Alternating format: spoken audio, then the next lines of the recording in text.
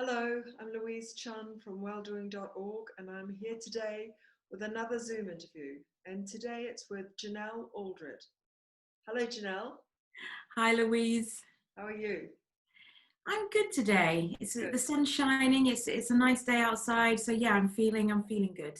Terrific. Genelle Aldred is here because she's an ambassador for SANDS, the Stillbirth and Neonatal Death Charity. And we're going to be talking about the Baby Loss Awareness Week, which is coming up. She's also a former newsreader from ITV and BBC, and she's now a communications consultant. So I wanted to know, Genelle, what brought you into the ambassadorship with SANDS? Yeah, so I lost a child when I was 19, and it was, a good few years ago. But at the time when I did, I actually had a SANS pack. And that was really useful for me because, it took the baby's handprints and footprints, and I always had them kind of in my mind and followed them. And then earlier on this year, we were talking about working together because really in the baby loss charity space, although women of colour and especially Black women are disproportionately affected by baby loss, they're not really represented in the charity space. And so we were talking, and then COVID happened and lockdown and all of those things. And then I did an interview for my friend's fertility channel on, losing my daughter, because it is a part of, fertility journeys. And after that, they got in touch and we reconnected our conversation. And and I'm really pleased to be working with them, and really pleased about their commitment and ongoing commitment and growth to helping people through baby loss. Could you tell us a bit of your story? Would you mind doing that? I just think it could be helpful to people. Yeah, I think it is helpful, and that's one of the reasons why, I want to work with SANS is, by raising awareness, it can help with prevention. And, my baby loss was centered slightly around lack of good healthcare. Some of these baby losses are centered around that. And so I was 19 when I was pregnant, and I went to 40 weeks and 10 days. So I was full term. I'd had the baby shower, I had all the gear, the cot was up, the room was painted, getting ready for baby, and wasn't feeling well the last week, and was really saying to some of the midwives, I don't feel good. I saw 7 midwives in 1 week. And still at the end of seeing those 7 midwives in 1 week, the result was that my daughter actually died before I gave birth, and I knew she had died before I gave birth as well. So yeah, it was a really traumatic time, especially at that young age of 19, when you don't really know yourself, to kind of go through something like that. And how was it dealt with at that time? So thankfully, my mom's a counsellor and psychotherapist, and my dad's a minister. And so pastoral care was something that they'd been used to. But I think that was actually the reason why I was able to get through it, because of that, and because of really supportive family and friends. But I know that not everybody has that experience, not everybody has that access to that kind of aftercare and those kinds of people. And I think that is what can make the difference. But being able to talk about it, being encouraged to talk about it, made the difference to me. And I run a therapist matching site. I wonder, I know your mother was a psychotherapist, and that must be very useful, but sometimes people do like to speak to somebody who's not a member of their family. Did you seek help from a therapist or counselor?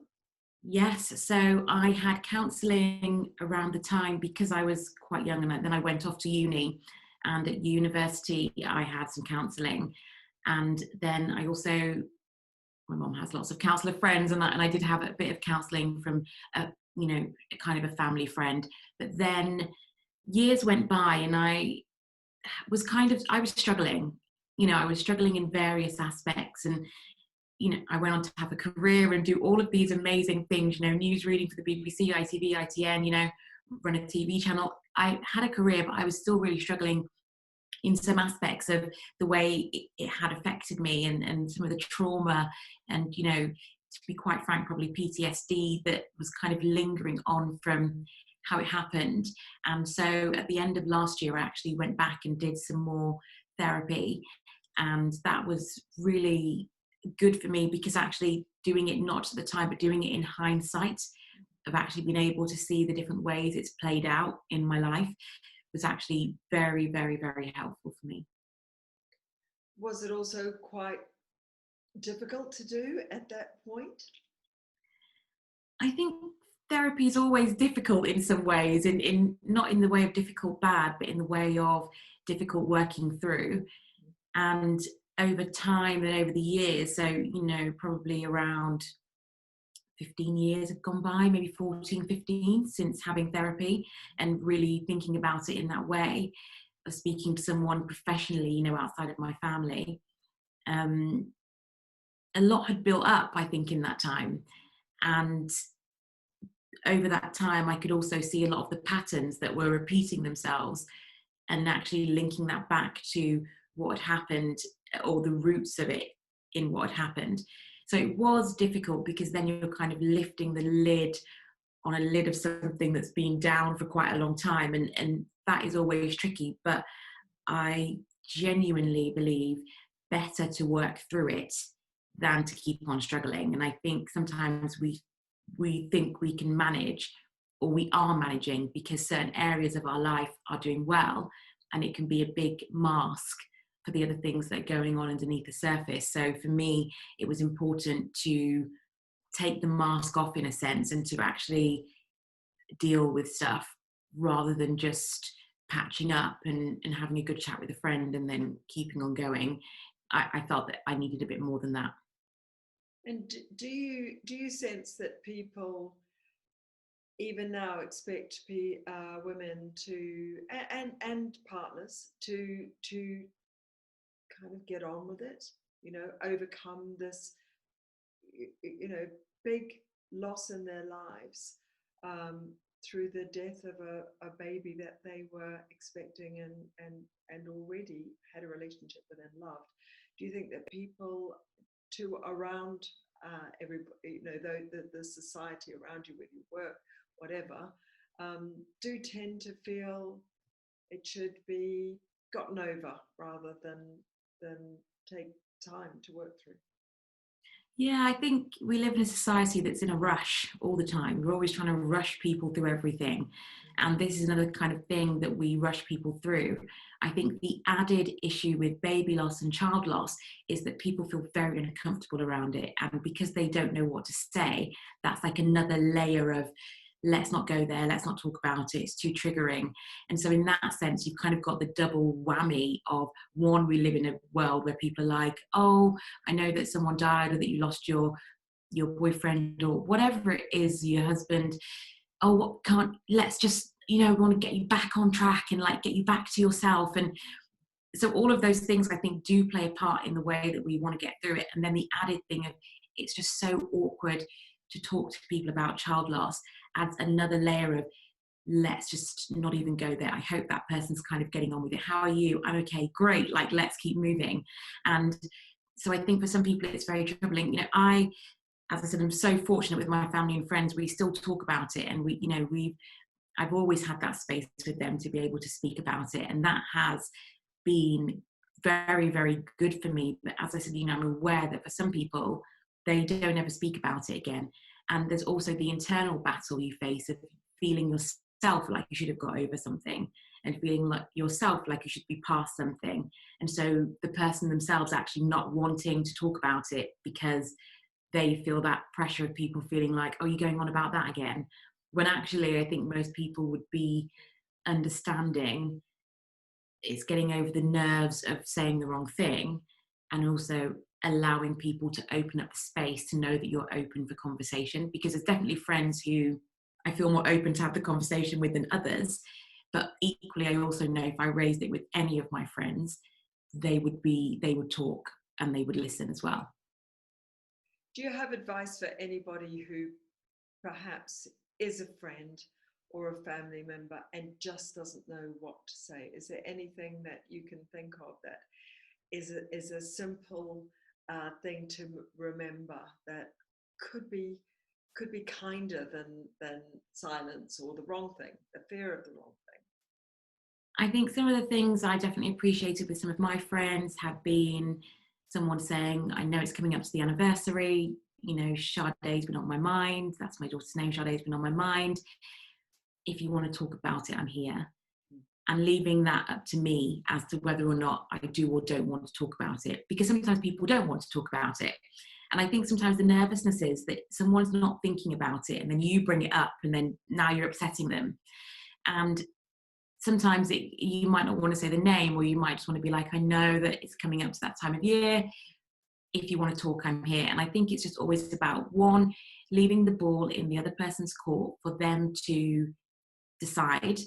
And two, just breaking the ice of just saying, I know this is a tough time of year for you and you're in my thoughts.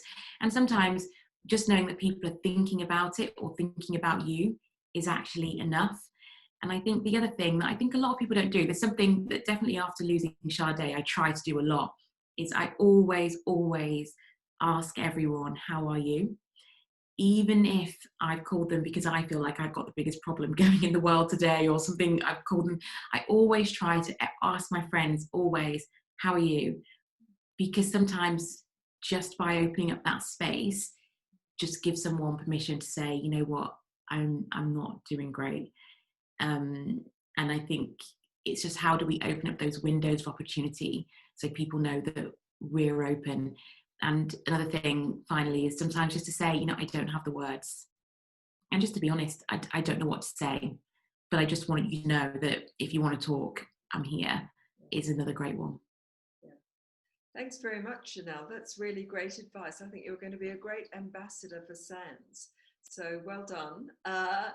I wonder now if you would like to tell us a bit more about what you're getting up to yourself. I know that you are now a consultant, so could you tell us a bit about that? Yeah, so now I do comms consultancy. So I was a newsreader, journalist for over 13 years, and I still do like to keep my hand in, just do a little bit of it still. But now mainly what I spend my time doing is training people around video presentation, interview and panel skills, and a lot of coaching just around complex conversations and landing messaging. So talking with senior leaders about how they land messaging with their teams. You know, this is a crazy time of COVID, as you said, another Zoom conversation. Conversations across the screen can just be difficult in different ways. So helping people to understand how they can land their messaging and just understand the dynamics of doing it through a screen, because it does feel quite different. And some of my courses are about to be, they're going through accreditation, so as part of continuing professional development, to be able to do on screen. And I'm writing a book about comms, so my whole life is comms essentially. That's great. It's good to be communicating with you. And then finally, I wanted to ask you, as we're asking everybody in the Zoom interviews, do you have a tip you would like to share with us about coping with COVID? I think my tip for coping with COVID is to pace yourself. So I'm the kind of person, I wake up in the morning and I think I've got these 10 things to do, and it's almost like in my head I think I need to get them all done in the next hour, when that's just, I've got the day. And so I think what I'm learning to do more is to pace myself, and not just through the day, but actually give myself like, what are my 3 tasks this week? And actually, I don't need to do them all on Monday, but on Monday morning, kind of just sit down and have a scan of my diary, have a scan of the things, the deadlines that are coming up, and just say, okay, well, these are 3 most important things. And actually, by being able to tick them off in a paceful way, actually helps me to get them all done. Because I find if I feel like I need to get it all done before 10 o'clock, I don't get it done before 10 o'clock, then I feel discouraged, then my day spirals, then I spiral, and then actually not a lot gets done. So I'm trying to just pace myself. And so I think that's my COVID tip, pace. I think a lot of people will find that pretty good advice, and because we're all just trying to learn how to deal with this. It's such a difficult time. and it's stretching out longer than we thought, which is making it sort of freshly difficult. It seems. Oh, yeah. I feel like whenever I feel like it's going to come to an end soon, and they're like, no, 6 more months of working from home. And it is really discouraging. You know, I had a little cry one day when when the lockdown was intense and they didn't know how long it was going to go on for, and they just kind of said it's still going on. I had a little cry because I just thought, I'm a bit sick of this, and it's not nice, and it's really isolating. And I think another reason why I love working with SANS and love what you're doing with therapy matching, which I think is so massively important, is because so many of us feel isolated in our problems.